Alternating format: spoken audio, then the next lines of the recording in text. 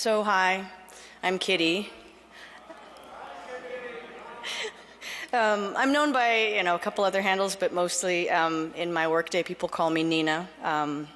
Before I give my talk, as you can see on the screen, I do have to say, I'm required actually to say, that the views expressed here do not necessarily represent the views of the Navy, the Department of Defense, or the US government. And I'm required to say that because technically I'm a Fed, I guess. In my workday, I'm a professor at the Naval War College inside the Strategic and Operational Research Department, which really means that I study emerging technologies and how they affect warfare and defense, and that would include the cybering. And so that's part of why I'd follow your community. But all of that actually has absolutely nothing to do with what I'm talking about today.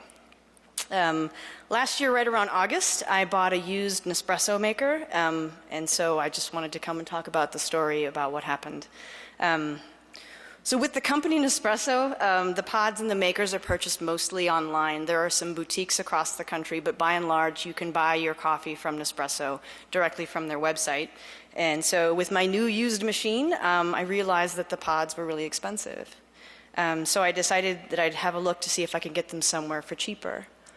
And it turns out you can. You can get them on eBay. So in fact, scandalously cheap, and I found a listing in which the current bid was about half of what I'd pay if I were buying directly from Nespresso. The only trick was that I had to buy 200 pods at a time. It's not a big deal. I drink a lot of coffee, so it seemed fine. I set my bid, I wandered off, and when I came back, I'd won. So I paid with PayPal, and I moved on, and a week or so later, my coffee arrived. But with it, also at my doorstep, in a separate box, was this little gem. It's also here on stage. It was a brand new espresso maker, in addition to the coffee that I'd purchased. And so you're looking at an Nespresso Pixie. It's one of Nespresso's most compact little espresso makers. It retails at about $280, and it takes small coffee pods. They're about 70 cents a piece.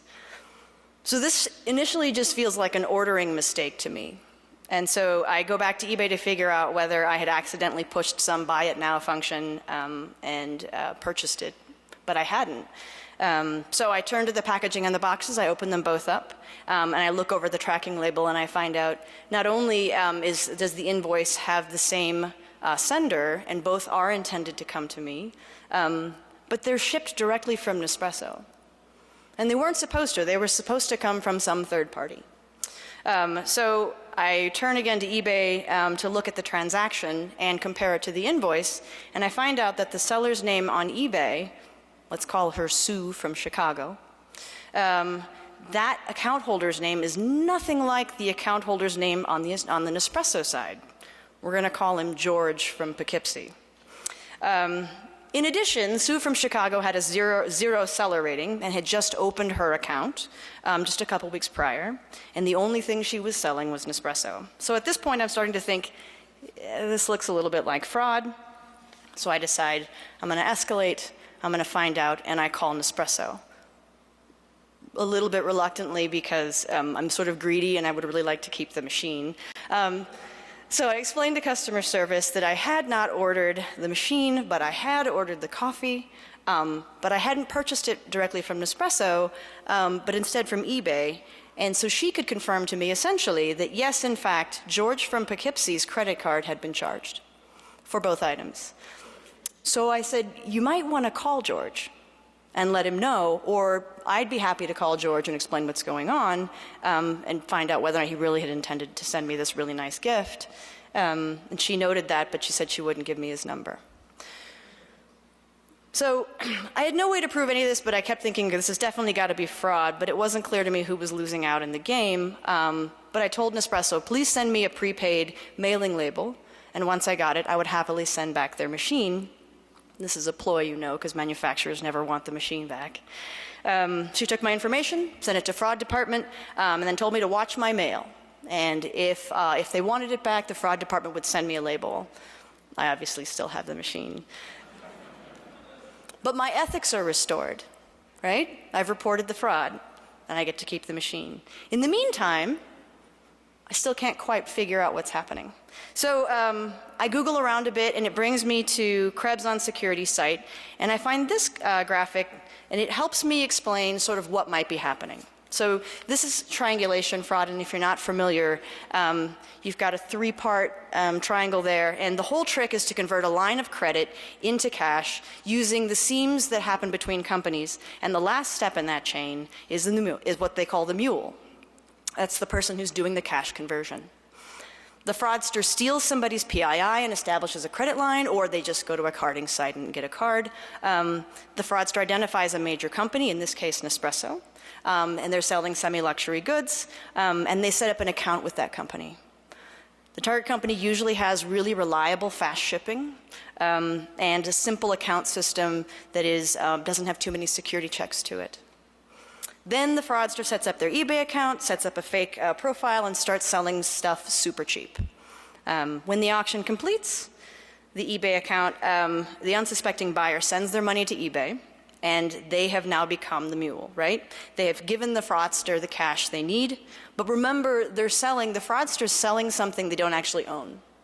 And the eBay process won't complete until there's a shipping invoice that's generated. So the next thing that has to happen is your fraudster uses the credit card to buy the stuff directly from the manufacturer, send it to the buyer from eBay, and then the whole triangle is complete. The shipping notification is generated, and everybody's happy. The fraudster takes the money from the sale, it pays eBay its commission, and relists for more items. It's a seamless triangle. The buyer has no idea that they're a mule, and all they know is that they're getting a really good deal for really legit goods. And so the incentive for everyone to continue is to participate and keep quiet. Unless, of course, that buyer is me, and you somehow sent me an espresso machine that I didn't order, and I really wanted to know why I got the extra machine, because I had been already made happy by paying half price for my coffee. So I had two theories. One, this person or persons sucked as bookkeepers. And so I imagined that maybe they were like copy-pasting from an Excel spreadsheet into the manufacturer's website and had accidentally sent me an extra coffee maker.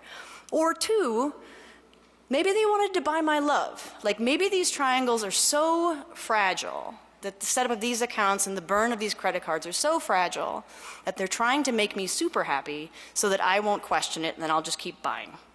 So the right thing to do, now that Nespresso has given me this coffee maker, was to embark on a campaign of research and buy more coffee.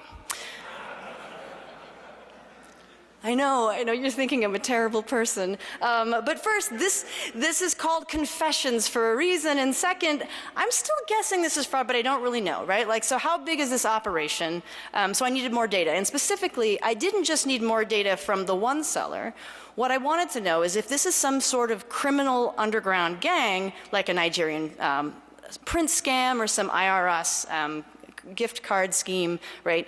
This should be happening at scale in some way. So I generate a series of questions. I've way overthought this, by the way. I generate a series of questions, and I try and figure out who these thieves are. To be clear, there are plenty of thieves on eBay. I just wanted to find these ones specifically. All right? So I ask, are there other accounts? Can I find those other accounts? How fast do those accounts burn? And most importantly, can I get them to make the same mistake twice? Can I get them to send me more extra free stuff? There's no greed in this. It's fine. Using eBay's auction search tool and the initial account as the template, I try and find other recently created accounts with 0 ratings selling Nespresso. So 3 things. I need them to sell Nespresso, I need them to have a 0 rating, and I need that account to be relatively new. So if the fraud triangle is sloppy, as I think they probably will be, then there's probably some laziness. There's some duplication in description and the use of images, which makes the search easier. If these triangles are fragile, that means they burn really fast, and I have to look at them often, like every day. All right? So eBay lets you automate these searches. So I set my template, and I set the search for 200 capsules at $99. I search for espresso machines as well, but it doesn't kind of create any good pooling data, so I stick with just looking for capsules. And each day, I get in my email box a report of the results, usually 100 or so, and I have to weed through them. And at the outset, it's a little bit hard. It takes me time to find my specific set of coffee thieves because while it's easy to find someone selling a lot of coffee, it's harder to figure out when the account is brand new and when the account has a 0 rating. And that's actually due to eBay's design. So if you look up at the image, you will see those stars up there. One would think that that's a seller rating. That's not a seller rating. That is actually a generic review of what people think of Nespresso coffee. But it makes the buyer think that that might be a seller rating, and so you feel calmer, you feel like you're more reassured. In fact, they bury the seller rating for brand new accounts near the bottom in tiny font. And then similarly, you have to click through to find out when that account was built. Now, that takes some time. But the good news is that eBay's website wants to help me. Right? So every time I do this search and I resolve it, it's watching me do that. And so even when my clicks proved unsuccessful, it would offer on the bottom of the screen, here are some similar items. Maybe you want to buy from these people. And so often I ended up uncovering the accounts that I was looking for through their own website offering stuff to me. Like a good researcher, I created a spreadsheet to track each of the unique accounts with their opening date, with their ratings over time, and eventually when the accounts go dormant, everything they sold and how much they profited. Then I selected 2 accounts opened within 6 days of one another. With those 2 accounts, I made 2 separate purchases to try and see if they could send me extra stuff. A week later, I received 200 pods of coffee plus 200 pods of coffee. Then a few days later, I received 200 pods of coffee, plus a brand new milk frother. Retail value, $119. I didn't really care for the frother because I wasn't really a cappuccino person, but I tried it out and it turns out it's really amazing, so thank you. Fraudster over giver, I have upgraded to cappuccino. Remarkable, really. But more importantly, I found them. Right? And so looking at these 2 brand new accounts, buying from these 2 accounts, opened roughly the same time, I had managed to locate them, right? They were, yes, using the same images, yes, using the same descriptions. I tried to write them emails and chat back and forth, ask for different flavors of coffee, sometimes just to say hello, but they never wrote back. I also did, by the way, look on eBay's reports page to try and report these accounts because I realized, like, this is not good. I shouldn't participate in this, right? So it turns out you can't report fraud on eBay's website if you actually receive the item. So there's a thing for didn't receive the item, there's a thing for damaged goods received, but there's nothing for I got extra stuff and I'm trying to report this, right? So didn't work out. So anyway, okay, so I give up, right? So, okay. So we're now 3 orders deep in my research campaign. I isolate 2 other closely paired sets of accounts. I complete another 2 purchases, and the first order arrives again, 200 pods, 200 more pods, all right? So I get twice the amount of coffee again, but the second one, something finally interesting happens. The fraudster wrote me a letter. It looks like this. Hello, friend. First, thanks a lot because you choose my listing to buy. Second, I'm so sorry because this product is not in best condition, so I can't send it to you. Because I will always want everything best for you. My mom has sick on hospital now, so I can find any other item in best condition to ship to you, and I have to go to the hospital with her now. So I hope you understand for me and let me cancel order. Thank you, and God bless you. What a nice guy. And my money was refunded to me. So, of course, I replied, I'm super sorry your mom is sick. I will order again in the future. That account did close about a week later. I was weirdly sorry to see it go. But it was a super polite fraudster, and I really hope his mom is okay. On the research side, I took that letter, of course, as data. I spent a few hours searching for a tool in my wild imagination. I was hoping that perhaps someone had created like an English language grammatical error guesser, right? And that it would somehow like be a crappy version of Google Translate, except it would attach like what other language might be making these mistakes.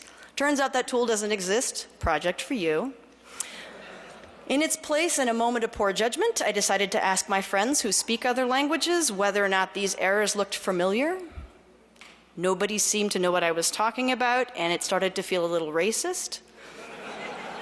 So I stopped that line of inquiry pretty fast.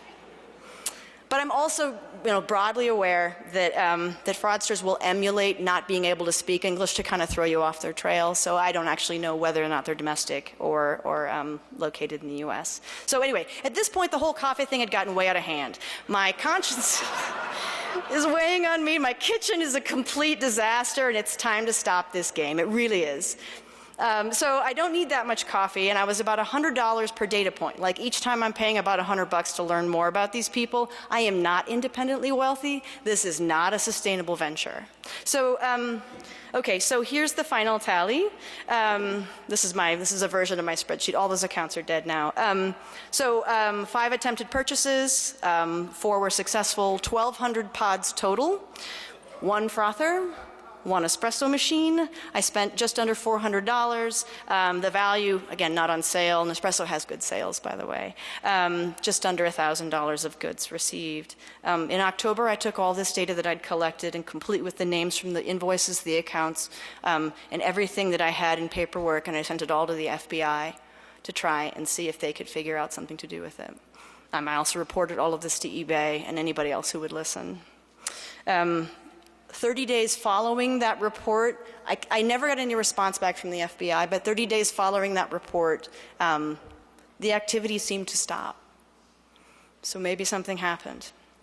As far as finding out who these people were, I didn't have very much. I really wanted to uncover some kind of cool underground, like credit card scheme from Morocco or something, but it didn't happen. There was none of that was in the offing. But this isn't a hero story, right? It's a confession. So here's what I learned. When I started telling people this story, when I started explaining what was happening to me, people often told me that this was a victimless crime. The more I thought about it, that's just not true, right? The little I do know about George from Poughkeepsie, because I did a lot of research on him to try and figure out if I could contact him, and some of the other account names, is that they were all over or at retirement age. We're talking about a vulnerable population here, right? And these aren't victimless crimes that the victims don't know how to mitigate the damage that's happening to them. They don't even know what's going on. Recovery from identity theft works for people who are equipped to deal with it, but not the elderly. And so we're just not far enough along in this nation trying to figure out how to protect those people. 2, for this kind of scheme, it's easy to be unknowingly complicit. It's also super easy to be knowingly complicit. And this is a story about thresholds. So under a certain threshold, the incentive is to cheat. eBay doesn't care. Nespresso doesn't care. And at the end of the day, you're getting your goods for cheap. So your incentive is to cheat as well. If it exceeds a threshold, everybody gets excited. But before then, it's all priced into the market. The insurance cards have got it. Everyone's got it covered. eBay's got themselves covered. And so really, the only person who's going to stop it is you. Or me, then I've stopped. I won't do it anymore. It's not okay. All I have left is this confession and my promise to walk away from all of this. And I have a lot of coffee. But maybe I can do one last good thing. So up for auction is this wonderful, gently used Nespresso machine.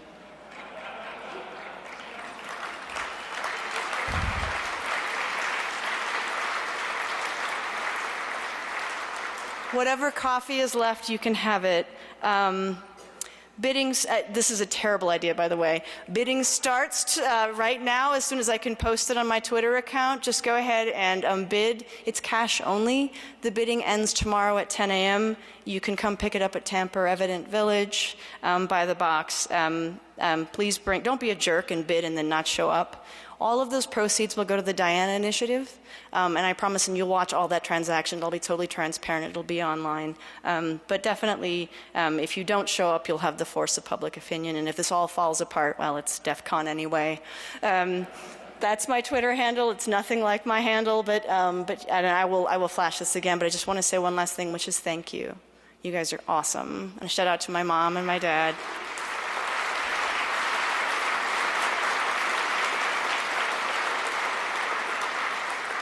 All right. right, so that's my Twitter handle. So if you're interested in owning this little baby, it's all yours. Bidding starts at $1. Just wait for me to go ahead and raise the Twitter account. Thanks.